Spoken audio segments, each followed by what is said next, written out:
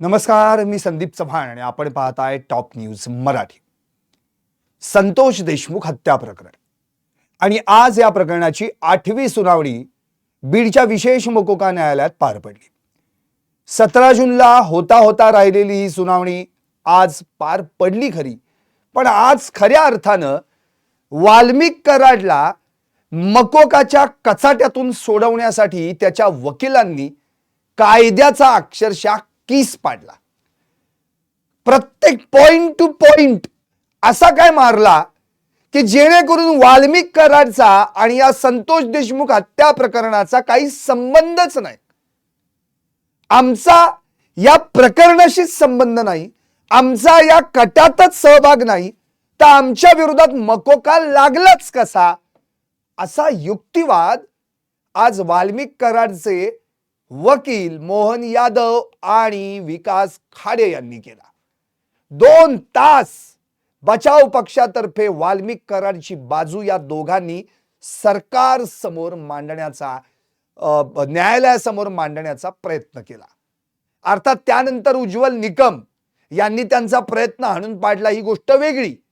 पण या 2 तासात यांनी अक्षरशः कायद्याचा किस म्हणतो ना आपण, एक पॉइंट टू पॉइंट न्यायालयासमोर मांडण्याचा प्रयत्न केला.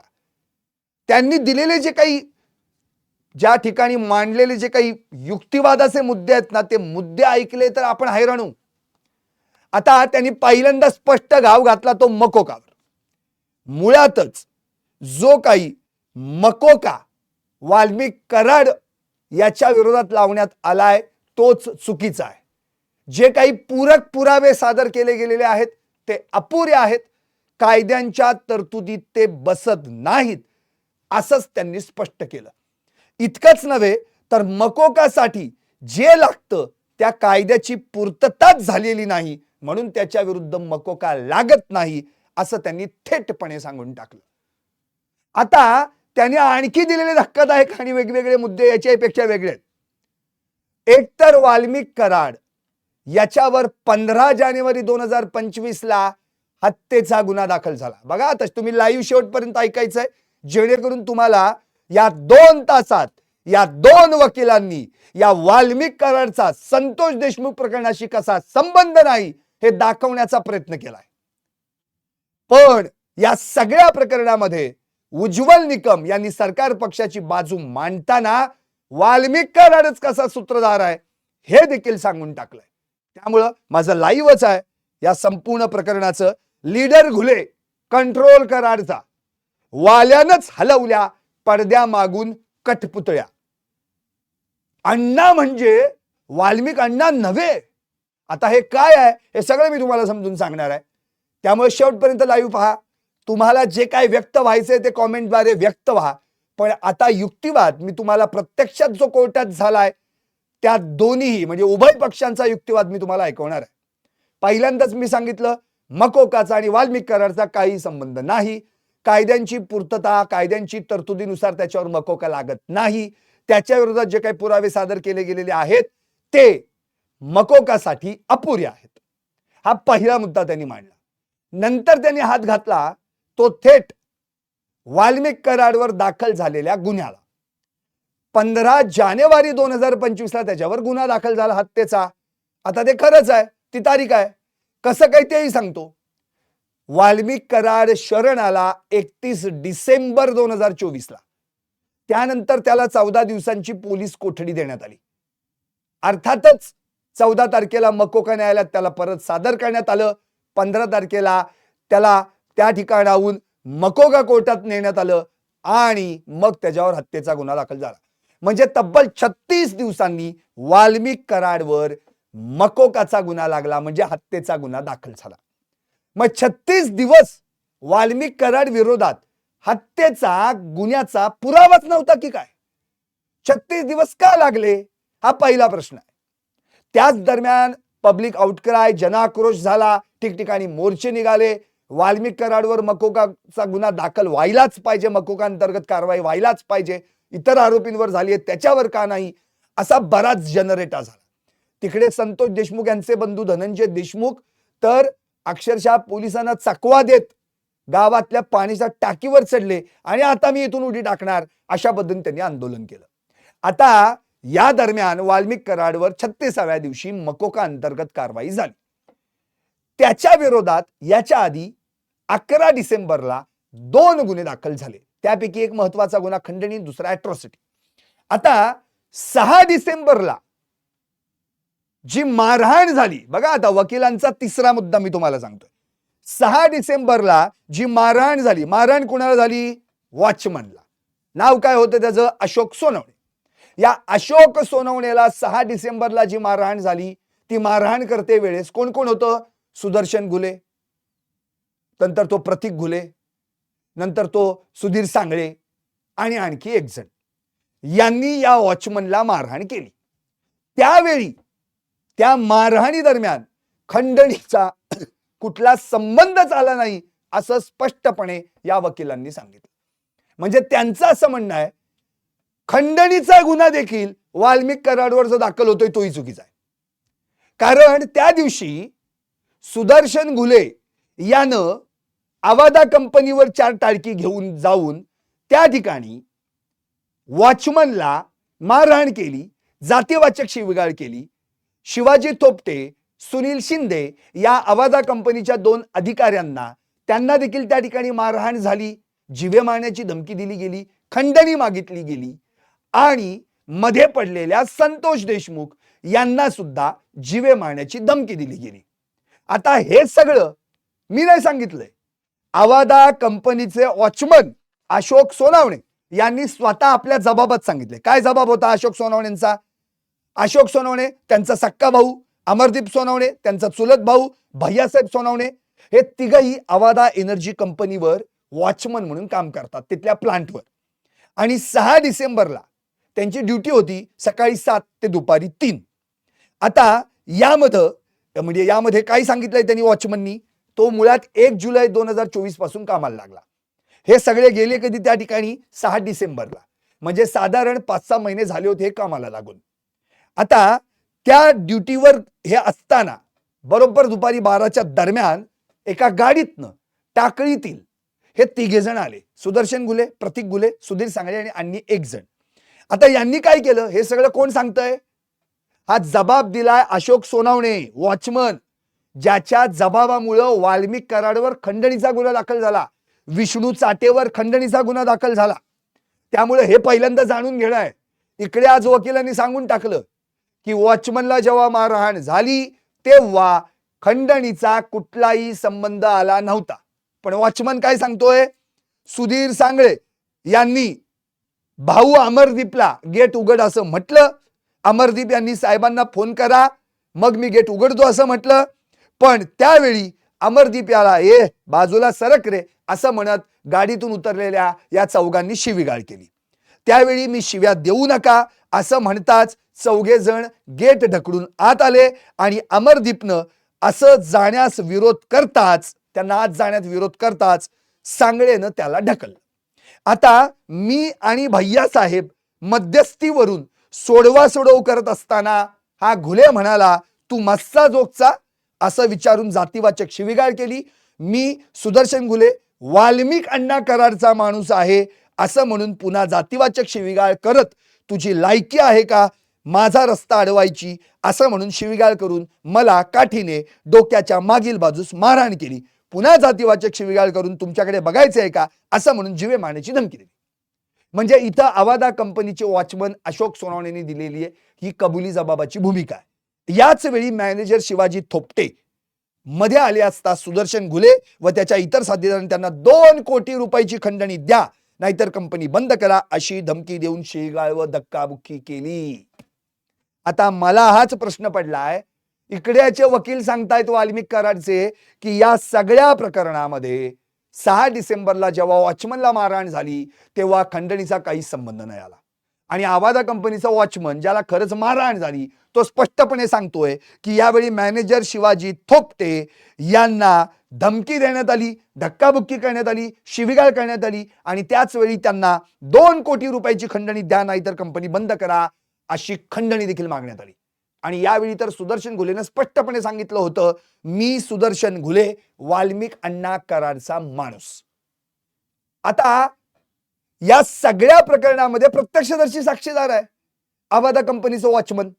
बर त्यावेळेत हे सगळं घडत असताना त्याचे 2 भाऊ पण आहेत, अमरदीप पण तिथे आहेत आणि भैयासाहेब पण तिथे आहेत. शिवाय शिवाजी थोपटे तिथे आहेत, शिवाय संतोष देशमुख तिथे आहेत.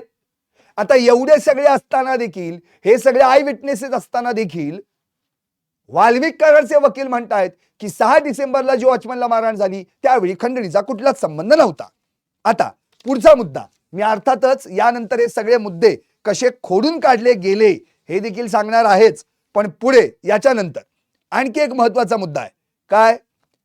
शिवराज देशमुख या संपूर्ण प्रकरणातला मुख्य फिर्यादी आहे. शिवराज देशमुख कोण आठवण करून देतो, विसरला असाल तर. संतोष देशमुख यांचे आते भाऊ, ज्यांना संतोष देशमुख बंटू देशमुख असं म्हणजे बंटू हाक मारायचे. आता संतोष देशमुख यांचं अपहरण 9 डिसेंबर 2024 ला झालं. दुपारी त्यांना उमरी टोल नाक्यावर ज्यावेळी या सगळ्या आरोपींनी गाठलं त्यावेळी संतोष देशमुख यांच्या सोबत त्यांचा नातेवाईक असलेला शेवटचा माणूस म्हणजेच बंटू देशमुख, थोडक्यात शिवराज देशमुख, थोडक्यात संतोष देशमुखांना सगळ्यात शेवटचं हे आरोपी सोडून जर कोणी पाहिलं असेल तर शिवराज देशमुख यांनी. शिवराज देशमुख स्वतः ड्रायव्हिंग करत होते, आरोपींचा नेम चुकला, त्यांना वाटलं संतोष देशमुखच ड्रायव्हिंग करतायत, नंतर कळलं ड्रायव्हिंग सीटवर वेगळाच कोणतरी बसलेला आहे, धमकावून त्याला बाहेर काढण्यात आलं आणि मग संतोष देशमुखांना गाडीतून बाहेर काढून त्यांच्या गाडीत बसून आरोपींनी त्यांना मारहाण करण्यासाठी अपहरण करून पळवून नेलं. ओके. आता शिवराज देशमुख याला त्याच वेळी संतोष देशमुखांनी असं म्हटलं होतं की आता माझं काही खरं नाही, हे आता मला जीवे मारल्याशिवाय राहणार नाहीत, तू पहिले पोलीस स्टेशनला पळून जा, पहिले पोलीस स्टेशनला जा. शिवराज देशमुख कसे तरी आपले घाबरत लगबगीने तिथून निघाले आणि पोलीस स्टेशन त्यांनी गाठलं. या दरम्यान त्यांनी धनंजय देशमुखांना फोन केला, संतोष देशमुखांचे बंधू. आता या ठिकाणी वाल्मिक कराडच्या वकिलांचं असं म्हणणं आहे की शिवराज देशमुख हा मुख्य फिर्यादी आहे. अर्थातच तो मुख्य फिर्यादी असणार, कारण की त्याच्या समोरच अपहरण झालंय, पण त्याच्या जबाबात कराडचं नावच नाही. आता प्रश्न मला हा पडतो की शिवराज देशमुख याच्या समोर पळवून नेलं कुणाला? संतोष देशमुखांना. आता त्याला काय माहिती की शिवराज देशमुख याला माहित काय आहे की वाल्मिक कराडच्या सांगण्यावर हे घडलेलं आहे? त्याला कसं काय माहित असणार आहे? कारण की त्याला या प्रकरणामध्ये जे आरोपी समोर दिसले तेवढेच फक्त त्याला माहित होते, जे सगळे त्यांनी उतरलेले पाहिले होते त्यांच्या गाडीतून आणि संतोष देशमुखांच्या गाडीजवळ आलेले, त्यामुळे बाकीचे त्याला माहितच नव्हते ना. पण दुसऱ्या दिवशी 10 तारखेला सप्लिमेंटरी जबाबामध्ये त्यावेळी मग विष्णू साठे पण नव्हता की, मग विष्णू साठेचं पण नाव ऍड झालंच की त्यावेळी. त्यामुळे शिवराज देशमुखांच्या फिर्यादीत वाल्मिक कराडचं नाव कसं काय असू शकतं? शिवराज देशमुखला कुठं माहिती आहे? शिवराज देशमुखला एवढंच माहिती आहे की हे सगळे आरोपी मला आता जे माझ्या समोर आहेत त्यांची नावं सांगणे, याच्या पुढे काही त्याला माहिती आहे. त्यामुळं त्यांनी केलेल्या वर्णनानुसार किंवा त्याला ओळखीचे माहित असलेले लोक असतील ते तो सांगणार. पण हे फक्त संतोष देशमुख आणि संतोष देशमुखांच्या कुटुंबियांनाच माहित होतं. का? तर 6 डिसेंबरला जी मारहाण झाली होती त्यावेळी संतोष देशमुखांनी 2 दिवस पुढच्या टेन्शन मध्ये असताना त्यांच्या पत्नीला पण सांगितलं होतं की मला वाल्मिक कराड वेळोवेळी फोन करतोय, विष्णू चाटे फोन करतोय, वाल्मिक कराडच्या नावाने फोन येत आहेत मला. आणखी एक सरपंचाचं नाव घेतलं होतं, आपल्याला आठवत असेल, आता ते नावही सगळे विस्मृतीत गेलं. त्यांनी देखील फोन करून वाल्मिक कराडचा मला त्या ठिकाणी दाखला दिला होता. आता धनंजय देशमुखांना हे माहित होतं, संतोष देशमुखांच्या पत्नीला हे माहित होतं, वैभवीला थोडीफार कुणकुण होती, पण शिवराज देशमुखला माहित असण्याचा संबंध येतोच कुठं? कारण संतोष देशमुख तर 7 तारखेलाच लातूरला निघून गेले होते, त्यामुळं ते आलेच डायरेक्ट 9 तारखेला ते केजलाच गेले, मस्साजोगला गेलेच नव्हते. त्या दिवशी सोमवार होता, उपवास होता आणि संतोष देशमुख आता घरी जाण्यासाठी निघाले होते केजवरून मस्साजोगला. त्याच दरम्यान मध्ये त्यांचा 2 व्हीलरवर पुढे चालत असलेला त्यांचा भाऊ दिसला, शिवराज देशमुख.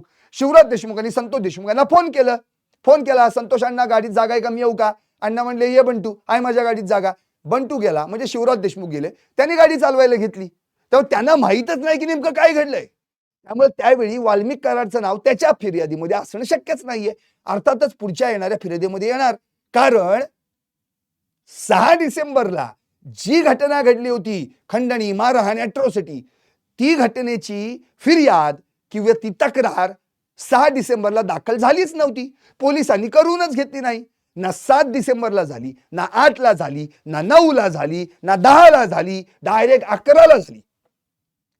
आता तुम्हीच मला सांगा, शिवराज देशमुख हा संतोष देशमुखांचं अपहरण केलं जात असताना होता. त्यावेळी काय वाल्मिक कराड नव्हता किंवा विष्णू चाटे नव्हता. त्यावेळी ही सगळी गाबडी टोळकी होती. सुदर्शन घुले त्याचं टोळकं होतं. हे दोघे नव्हते ना. पण सुदर्शन घुलेनं या वाल्मिक कराडचं नाव घेतलं होतं. 6 डिसेंबरला मारहाण करताना मी वाल्मिक अण्णाचा माणूस, ते नाव लक्षात ठेवलं होतं शिवाजी थोपटे यानं. ते नाव लक्षात ठेवलं होतं वॉचमन अशोक सोनवणे यानं. त्यामुळं ती जी 6 डिसेंबरला अॅट्रॉसिटी किंवा खंडणीची फिर्याद दाखल व्हायला पाहिजे होती, ती त्या दिवशी दाखल नव्हता. 11 तारखेला झाली. म्हणून वाल्मिक कराडावर गुन्हा पहिला दाखल झाला तो खंडणीचा. तो किती तारखेला दाखल झाला? 11 जानेवारीला, सॉरी 11 डिसेंबरला. आता प्रश्न हा पडतो, 9 डिसेंबरला संतोष देशमुखांची हत्या झाली, तरी देखील वाल्मिक कराडाचं नाव आलं नाही. 6 डिसेंबरला प्रत्यक्ष त्याच्याच नावानं खंडणी मागितली गेली, तरी देखील फिर्याद दाखल झाली नाही. आणि दाखल झाली 11 तारखेला. तोपर्यंत संतोष देशमुख यांचा खून होऊन 2 दिवस झाले होते. आता त्याच वेळी सुदर्शन घुले, विष्णू चाटे आणि वाल्मिक कराड या तिघांवर खंडणी आणि अॅट्रॉसिटीचा गुन्हा दाखल झाला. ही तारीख होती 11 डिसेंबर. त्यामुळं शिवराज देशमुख याच्या फिर्यादीत वाल्मिक कराडचं नाव येणं हा प्रश्नच येत नाही ना. पुढे आणखी आता यांचं असं म्हणणं आहे की खंडणीचा गुन्हा वेगळा, अॅट्रॉसिटीचा गुन्हा वेगळा, शिवाय हा खुनाचा गुन्हा वेगळा. हे तिन्ही गुन्हे वेगवेगळे आहेत. त्यामुळे तिन्ही गुन्ह्यांचा FIR वेगवेगळा आहे. त्यामुळे त्याची चार्जशीट वेगवेगळी झाली पाहिजे. आणि हे जे 2 गुन्हे आहेत, खंडणी आणि अॅट्रॉसिटी, हे दोन्ही गुन्हे जे केज तालुक्याच्या हद्दीत घडलेले आहेत, त्यामुळं केज कोर्टात त्यांची सुनावणी व्हावी अशी मागणी या वकिलांनी केली. म्हणजे वाल्मिक कराडला या मकोकाच्या कायद्याच्यातून कचाट्यातून सोडवण्यासाठी या वकिलांनी जीवाचं रान केलंय. पहिल्याच युक्तिवादात विचार करा, जीवाचं रान केलं त्यांनी की काही करून वाल्मिक कराडला याच्यातून बाहेर काढायचं. म्हणजे मकोका एकतर ह्याच्याशी काही संबंध नाही. खंडणी 6 डिसेंबरला मारहाण झाली, त्यावेळी वाल्मिक कराड आणि त्या खंडणीचा आणि मारहाणीचा कुठलाही संबंध नाही. हत्या 9 डिसेंबरला घडली. वाल्मिक कराडावर गुन्हा कधी दाखल झाला हत्येचा? 15 जानेवारी रोजी. 9 डिसेंबरला घडलेल्या गुन्ह्याचा 36 दिवसांनी एखाद्यावर आरोप होतो. याचा अर्थ कसं काय, असं देखील त्यांनी कोर्टासमोर मांडलं. आता खंडणी आणि अॅट्रॉसिटी या दोन्ही गुन्ह्यांच्या वेगवेगळ्या चार्जशीट तयार करून त्या केज कोर्टात चालवाव्यात असं या ठिकाणी प्रत्यक्ष या वकिलांनी मांडलेलं आहे. आता बघा, सगळं सुट करायचं यांचा प्लॅन आहे. आणि CIDनं काय केलंय? CIDनं सगळे गुन्हे एकत्रित करून एक चार्जशीट 1400 पानांचं सादर केलेलं आहे. आता या सगळ्या प्रकरणामध्ये उज्ज्वल निकम काय म्हणाले मी सगळं ऐकवणार आहे, शेवटपर्यंत पाहत राहा. सगळं तुम्हाला अक्षरशः एक एक शब्द तुम्हाला या युक्तिवादातला ऐकायला मिळेल. फक्त सब्र का फल मिटावता है. आता या ठिकाणी वाल्मिक कराडला सोडवण्यासाठी कसे वेगवेगळ्या क्लुप्त्या वापरल्यात बघा. आणखी ते एक धक्कादायक क्लुप्त्या मी तुम्हाला ऐकवतो. यानंतर काय म्हणाले? हे तिन्ही गुन्हे क्लब करण्याचा पोलिसांना अधिकार नाही, तो अधिकार कोर्टाचा आहे. पोलिसांनी तिन्ही गुन्हे क्लब केले, काय घेणं न देणं. खंडणी वेगळी, अॅट्रॉसिटी वेगळी, हत्या वेगळी, तिन्ही गुन्हे क्लब काय. आणि तिन्ही गुन्ह्यांचा आमचा आशिलाशी म्हणजे आमचा वाल्मिक कराडशी काही संबंध नाही. पुढे काय म्हणाले ते? आणखी एक महत्वाचा मुद्दा त्यांनी मांडलाय. केवळ अण्णा या नावानं वाल्मिक कराडला आरोपी बनवलं गेलं. केवळ अण्णा या नावानं. बघा, आपल्याला आठवत असेल याच्या आधी एक फिर्याद दाखल झाली होती, त्यामध्ये वाल्मिक अण्णा असं लिहिलं होतं फक्त. जितेंद्र आव्हाड यांनी ती केस त्या ट्विटरवर त्यांच्या एक सँडलवर टाकून त्या संदर्भात सगळी माहिती दिली होती. गित्ते प्रकरण होतं, आठवते आपल्याला. बापू आंधळे प्रकरणात त्यावेळी जो काही बबन गित्ते अजूनही फरार आहे, तोही सापडत नाहीये, कृष्णा आंधळी सापडत नाही. बास आता कंटाळा आला ते कृष्णा आंधळी सापडत नाही बोलून बोलून. तर त्या मरळवाडीचा सरपंच बापू आंधळे यामध्ये जे महादेव गित्ते जो आरोपी आहे त्याच्या घरावर 15 ते 20 जण गोळीबार त्याला मारायला गेले. मग दगडाविटांनी मारहाण केली, गाडी फोडली, मग गोळीबार झाला.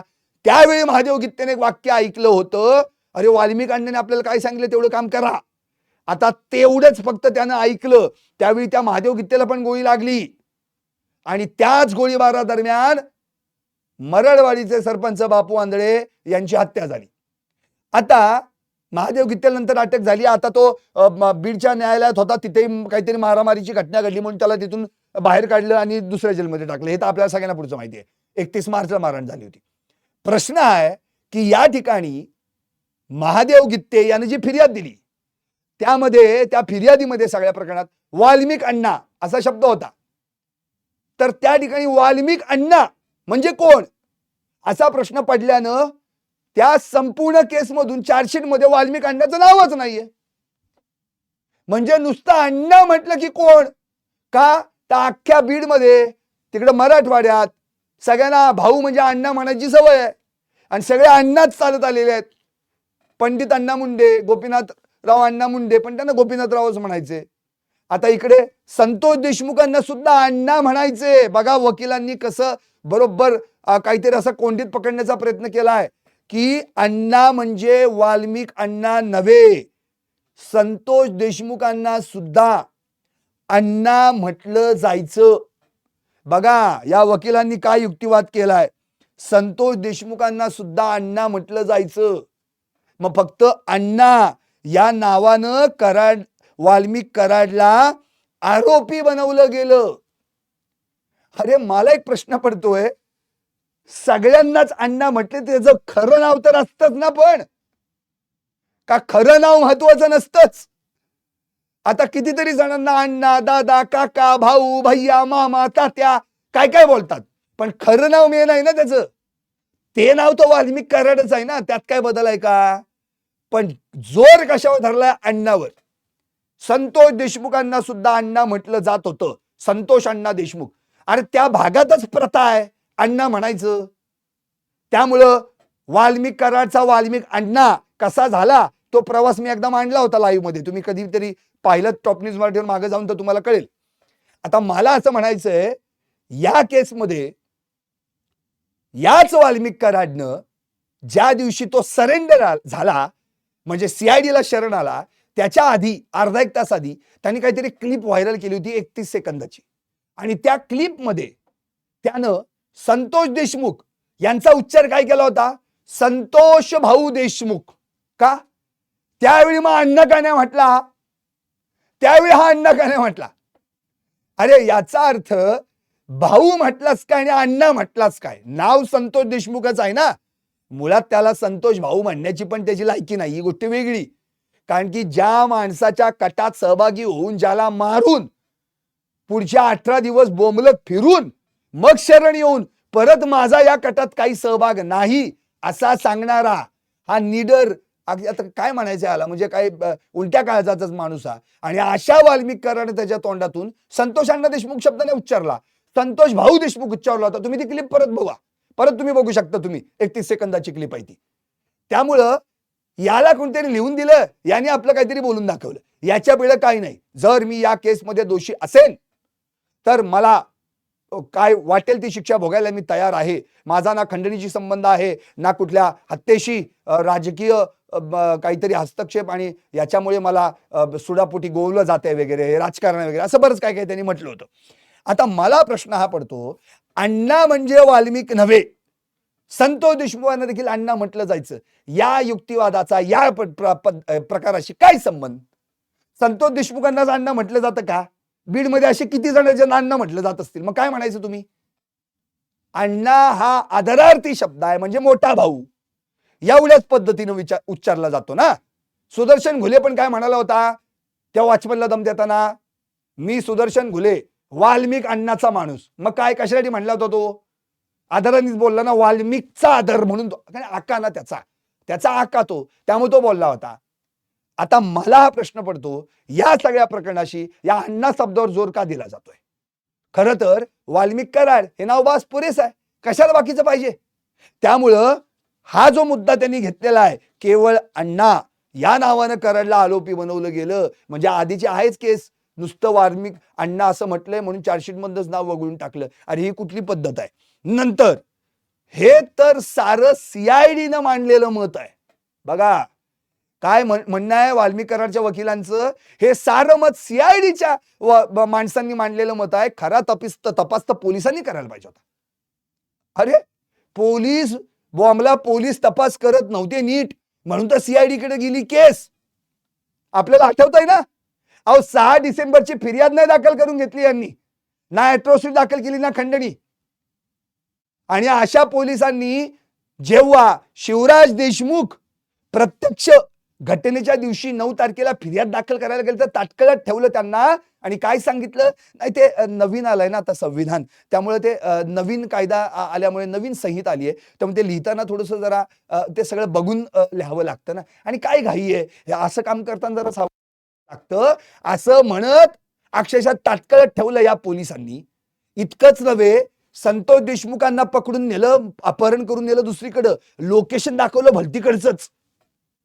त्यामुळे हे बोलू नका तुम्ही. आणि दुसरी गोष्ट, गाडी कुठं वळवायला पाहिजे होती केजला, नेत कुठं होते कळंबला, काय घेणं ना देणं, का तिकडे गाडी नेत होती त्याचा तर तपास कुणीच काय करत नाही. कळंबला संतोष देशमुखांची अँब्युलन्स का नेली जात होती त्याचा तपास कुणी काही बोलत नाही ना, काही करत नाही. इतक्या सुनावण्या झाल्या, त्याच्यानंतर आजची 8वी सुनावणी, ना सुरेश धस तोंड खोलत आहेत, ना कोण कुठला आमदार ह्याच्यावर बोलत आहे. चाललंय ना, चालू द्या. 17 जून गेली, 24 जून आली, 24 जून गेली, आता 7 जुलै येईल. अरे नेमकं या प्रकरणात काय शिस्त आहे हे पहिल्यांदा बघा ना. याच्यातला मुख्य आरोपीच जर मकोकात पूर्ण त्याच्यातून बाहेर काढायचं ठरवलंय आणि खंडणीने अॅट्रॉसिटी जे काही 2 ज्यातनं जामीन मिळू शकतो अशा गुन्ह्यांना तुम्ही थेट इकडं केस कोर्टात आणण्याचा भाषा मारताय, याचा अर्थ चालवलंय काय? याच्यावर कुणीच कसं काही नीट बोलत नाही.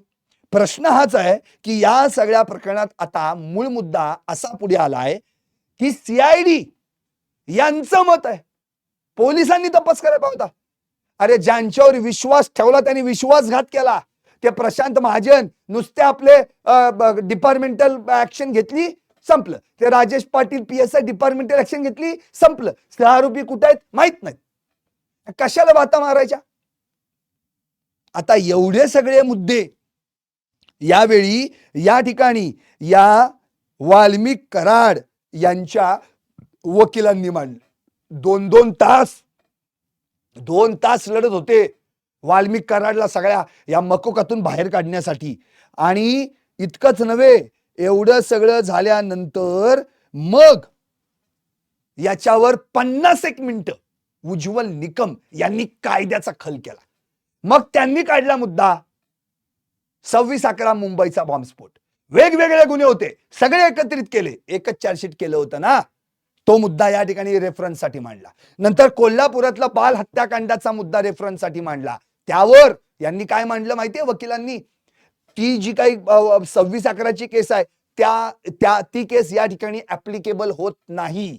ही केस वेगळी आहे. या केस मध्ये तिन्ही गुन्हे वेगवेगळे आहेत, तिन्ही गुन्ह्यांचे चार्जशीट वेगळे आहेत, FIR वेगवेगळे आहेत. त्यामुळं ह्या 2 केसेस खंडणीने अॅट्रॉसिटीच्या केस न्यायालयाच्या हद्दीत लढवल्या त्या ठिकाणी सुनावल्या जाव्यात, त्या ठिकाणी त्यांची सुनावणी व्हावी. दुसरी गोष्ट, उज्ज्वल निकम यांनी मुद्दा फार महत्वाचा मांडला. ते म्हणाले संपूर्ण केसचा हेलिकॉप्टर व्ह्यू घ्यावा, मग एकदाच घ्यावा काय असेल ते. कारण की मग त्यावेळी ते स्पष्टच म्हटले, आम्हाला आमच्याकडे एवढा कॉन्फिडन्स आहे की या वाल्मिक कराड विरोधात सगळे पुरावे आमच्याकडे आहेत आणि आता सगळ्या पुराव्यांची जंत्रीच आम्ही न्यायालयासमोर सादर केली आहे, अशी प्रतिक्रिया त्यांनी माध्यमांना दिली. इतकंच नव्हे तर त्यांनी स्पष्टच केलंय की वाल्मिक कराड हाच खरा कंट्रोलर आहे. गँग लीडर सुदर्शन घुले असेल, पण त्या सगळ्या गँगचा कंट्रोल वाल्मिक कराडच्या हातात होता. इतकंच नव्हे, त्यांनी स्पष्टपणे सांगितलेलं आहे की पडद्यामागचा खरा डिरेक्टर, खरा दिग्दर्शक हा वाल्मिक कराडच आहे. तोच पडद्यामागून सूत्र हलवत असतो आणि त्यानंच या सगळ्या कठपुतल्या हलवलेल्या आहेत. म्हणजे या ठिकाणी स्पष्टपणे म्हटलंय त्यांनी, कटाचा मुख्य सूत्रधार हा पडद्यामागे असतो. आपल्या कठपुतळ्यांच्या आधारे तो वाईट कृत्य करतो, आपली ऍक्टिंग करून घेतो. त्याला जे काही पाहिजे ते त्यांच्याकडनं करून घेतो आणि हे वाल्मिक कराडनं या गँगकडनं करून घेतलेलं आहे. त्यामुळं या ठिकाणी उज्ज्वल निकम यांनी स्पष्टपणे हे क्लिअर केलेलं आहे की हे मत जे काही म्हटले ना सीआयडीच्या पोलिसांचं मत आहे तसं काही नाहीये. तज्ञ सीआयडीनं हा तपास केलेला आहे. तज्ञ जी सीआयडी एसआयटी एकत्रित येऊन शासनानं स्थापन केलेली आहे असं देखील उज्ज्वल निकम यांनी यावेळी स्पष्ट केलं. आणि त्यांनी एवढंही म्हटलं की या सगळ्या घटनेनंतर जेव्हा ही घटना घडली होती ना त्यावेळी म्हणजे 6 डिसेंबरची, तेव्हा अस्वस्थ झालेले विष्णू चाटे आणि वाल्मिक कराड यांनी मग संतोष देशमुखचं काय करायचं याचा अप्रत्यक्ष संदेश दिला होता. त्याची देखील पुरावे आमच्याकडे आहेत असं देखील उज्ज्वल निकम यांनी स्पष्ट केलं. कारण 6 डिसेंबरला मारहाण झाली त्यावेळी ना विष्णू चाटे केसमध्ये होता ना वाल्मिक कराड परळीत होता. वाल्मिक कराड होता मुंबईत आणि विष्णू चाटे होता पुण्यात, म्हणजे त्याच्या आधी मुंबईत. 7 तारखेला जेव्हा या सुदर्शन घुलेनं वाल्मिक कराडला आणि विष्णू चाटेला या संदर्भात माहिती दिली, 7 तारखेला संध्याकाळी म्हणतोय मी रात्री 8 वाजता, बघा 6 डिसेंबरला मारहाण झाली, बॉम्बला अटक तर काय झालीच नाही, गुन्हा काय दाखल झालाच नाही, काहीतरी आपलं थातून मातून दाखल केलं, जामीन झाला. 7 तारखेला संध्याकाळी यानं वाल्मिक कराडला फोन फिरवला. वाल्मिक कराड म्हणला काळजी करू नको, मी विष्णू चाटेला तुझी मदत करायला सांगतो, तू त्याच्याकडनं मदत घे, मी सांगतो काय करायचं ते. मग विष्णू चाटेला फोन केला. मग विष्णू चाटे म्हणला काळजी करू नको, मी पण येतोय तिथं केस मध्ये, कारण की त्याचा बर्थडे होता, हॅपी बर्थडे ना. मग इथं पुण्यात होता तो आणि मग तिथून आला आणि डायरेक्ट यांनी 8 तारखेला घातलं काय, नांदूर फाटा तिरंगा ढाबा आणि त्या ठिकाणी शिजवला कट. म्हणजे इकडे मारला ताव, बाकी काही खाल्लं असेल त्यांनी चिकन पिकन, इकडे ह्याच्यावर मटणावर ताव मारला आणि इकडे कट शिजवला. ते पण शिजवलं आणि हे पण शिजवलं. आणि ते सगळं करताना त्या ठिकाणी विष्णू चाटे म्हणला होता, कुत्र्यासारखं जिणं झालंय आपलं, तुला काय करायला सांगितलं तू काय करून बसला, अरे तुला साधी माणसा कंपनी साधी बंद करता आली नाही. आता यापुढं जर तू काय केलं नाहीस तर ससानी वाघरं पकडत बस तुझ्या गावात, मला तोंड दाखवू नको. त्यावर सुदर्शन घुले म्हणाला आता काळजी करू नका, आता मी दाखवतो काय करतो, बघा कसं करतो सगळं बरोबर. आणि मग तो तिथं प्लॅन शिजला आणि 9 तारखेला काय घडलं अख्ख्या महाराष्ट्रानं पाहिलेलं आहे. त्यामुळं या सगळ्या प्रकरणामध्ये अस्वस्थ कोण झालं होतं, 6 डिसेंबरला घुले त्याची गँग वाल्मिक कराडचं नाव घेऊन त्याला विचारून जाऊन सुद्धा हे ऐकनात, आपल्याला पैसे देणार. त्यावेळी स्वतः वाल्मिक कराडला इतका राग आला होता, तेव्हा वाल्मिक कराड म्हणाला होता की हे जर आपल्याला यावेळी काही दिले नाहीत यांनी तर अवघड होईल, कुणी आड आला तर आडवा करा, नाहीतर हे आपल्याला भिकेला लावतील, मग कोणतीही कंपनी आपल्याला खंडणीत देणार नाही, कामाला लागा, विष्णू चाटेशी बोला. हे सगळं विष्णू चाटेला फोन करण्यापूर्वी वाल्मिक कराडनं सुदर्शन घुलेला सांगितलं होतं. मग वाल्मिक कराडचा निरोप घेऊन विष्णू चाटे सुदर्शन घुलेला भेटला. मग सुदर्शन घुलेनं कृष्णा आंधळेला सांगून ती 2 टुकार बोलवली, जयराम केदार आणि तो एक महेश काय तो महेश जयराम चाटे आणि महेश केदार. आणि मग ती दोघं आली आणि मग ह्या 5 जणांना भेटली आणि मग ही 7 जण एकत्र आली आणि मग यांनी हा उद्योग केला. त्यामुळे या सगळ्या प्रकरणामध्ये सगळ्यात महत्वाचा मुद्दा म्हणजे आता स्पष्ट केलेला आहे उज्ज्वल निकम यांनी की या अख्ख्या प्रकरणाचा खरा सूत्रधार वाल्मिक कराड आहे. पडद्यामागनं तोच सगळी सूत्र हलवत होता आणि त्यानंच या सगळ्या कटपुतल्या चालवल्या. जे आपल्याला काय करायचं ते करून घेतलं, पडद्यामागून हात सूत्र हलवत होता आणि हे सगळं वाईट कृत्य देखील त्यानंच केलेलं आहे. आता एवढं सगळं उज्ज्वल निकम यांनी मांडलं. आता खरा महत्वाचा मुद्दा आणखी एक की या सगळ्या प्रकरणामध्ये वाल्मिक कराडला या मकोकातून सोडवण्यासाठी एवढा काय आटापिटा चालू आहे या सगळ्यांचा की जेणेकरून तो मकोकाशी त्याचा काही संबंध नाहीये, तिथून त्याला बाहेर काढा. खंडणी 6 डिसेंबरला खंडणी 6 डिसेंबरला फक्त मारहाण झाली, खंडणीचा काय संबंध आहे? त्यामुळे तिथं कुठला खंडणीचा संबंध आला नाही. आणि दुसरा मुद्दा म्हणजे सगळ्यात महत्वाचा, त्याच्यावर हत्येचा आरोप दाखल झालाय, तो 15 जानेवारीला दाखल झालाय. हत्या तर 9 डिसेंबरला घडलेली आहे. म्हणजे बघा, हत्या प्रत्यक्ष घडत होती त्यावेळी वाल्मिक कराड नव्हता. 6 डिसेंबरला मारहाण होत होती त्यावेळी वाल्मिक कराड नव्हता. 6 डिसेंबरला अॅट्रॉसिटीचा प्रकार झाला, वाल्मिक कराड नव्हता. अरे मग वाल्मिक कराड कुठे होता? हे सगळे प्रकार या सगळ्या वकिलांनी कायद्याचा किस काढून, अक्षरशः मोहन यादव, वाल्मिक कराडचे वकील आणि विकास खाडे यांनी हे मुद्दे मांडले. 6 डिसेंबरला सुदर्शन घुले, प्रतीक घुले, सुधीर सांगळे आणि आणखी एक जण, हे 4 जण मारहाण करायला गेले होते. काय संबंध वाल्मिक कराडचा? 9 डिसेंबरला कोण होतं? सुदर्शन घुले, नंतर प्रतीक घुले, सुधीर सांगळे, जयराम चाटे, महेश केदार, कृष्णा आंधळे, ही सगळी गँग होती. काय संबंध वाल्मिक कराडचा? बघा, म्हणजे यांनी प्रत्यक्षात वाल्मिक कराड तिथं कुठं होता हे सिद्धच होत नाहीये. या मुद्द्यावर अण्णा म्हणजे वाल्मिक अण्णा नव्हे असा मुद्दा मांडलाय. कारण ज्यांनी ज्यांनी फिर्याद दाखल केलेल्या आहेत त्यांनी वाल्मिक अण्णाचा माणूस असं ऐकलंय. पण वाल्मिक अण्णा म्हणजे नुसता अण्णा म्हणजे वाल्मिक अण्णा नव्हे ना. संतोष देशमुखांना पण अण्णा म्हणत होते की. म्हणजे कसला कुठला बादरायण संबंध जोडण्याचा यांनी प्रयत्न केला. आणि आणखी हद्द केली एक या सगळ्या प्रकरणात, ती म्हणजे वाल्मिक कराडचा आणि या मकोकाचा काही संबंधच येत नाहीये.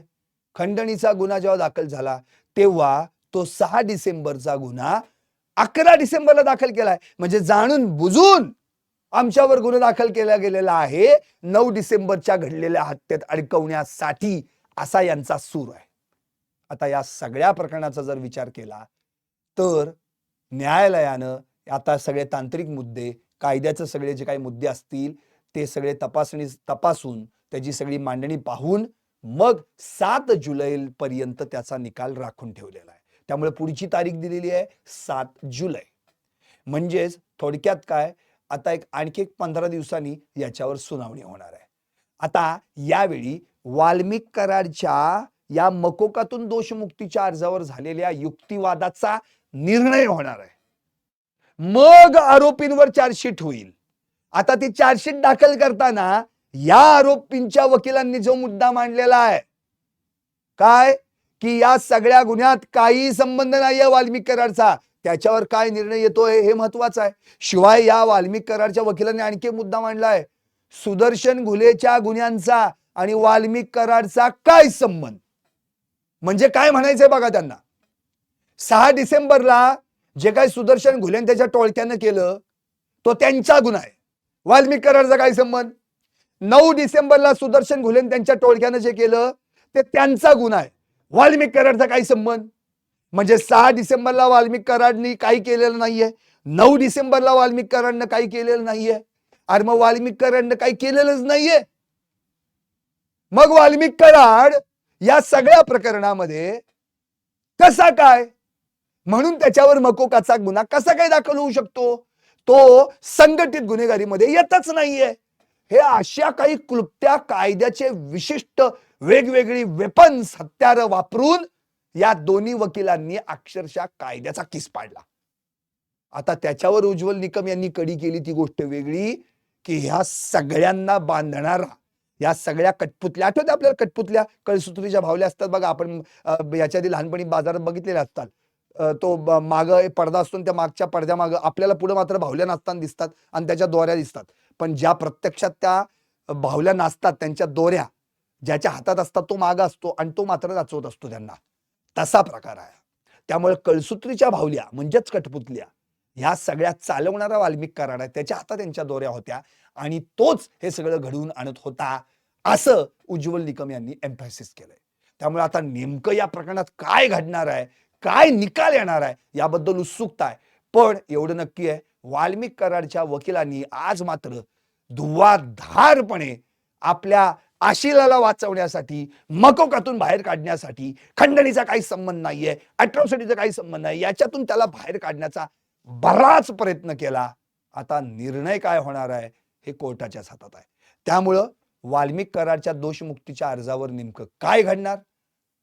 नाहीतर ते आठवते ना आपल्याला, तो प्रभाकर पणशीकरांचं नाटक तो मी नव्हेच, तसं व्हायचं आहे ना. लखोबा लोखंडे काय काय काय काय त्यात त्याची पात्र होती आणि मग कोर्टात त्याला सादर केलं की मग जेव्हा ते स्वतःहून जेव्हा स्वतःच स्वतःचा युक्तिवाद करायचा तेव्हा तो सांगायचा तो मी नव्हेच. हे तसंच झालेलं आहे. अण्णा म्हणजे वाल्मिक अण्णा नव्हे असं वाक्य घेऊन आज कोर्टात या दोन वकिलांनी आपला आपलं अस्त्र बाहेर काढलेलं आहे. पण आता या अस्त्राला नेस्तनाबूत करण्यासारखं अस्त्र उज्ज्वल निकम यांच्याकडे कोणतं आहे आणि ते कोणत्या अस्त्रानं या अस्त्राला नामोहरम करणार याचं उत्तर मात्र पुढच्या सुनावणीतच आपल्याला मिळणार आहे. पाहत राहा टॉप न्यूज मराठी, आपला महाराष्ट्र आपली बात.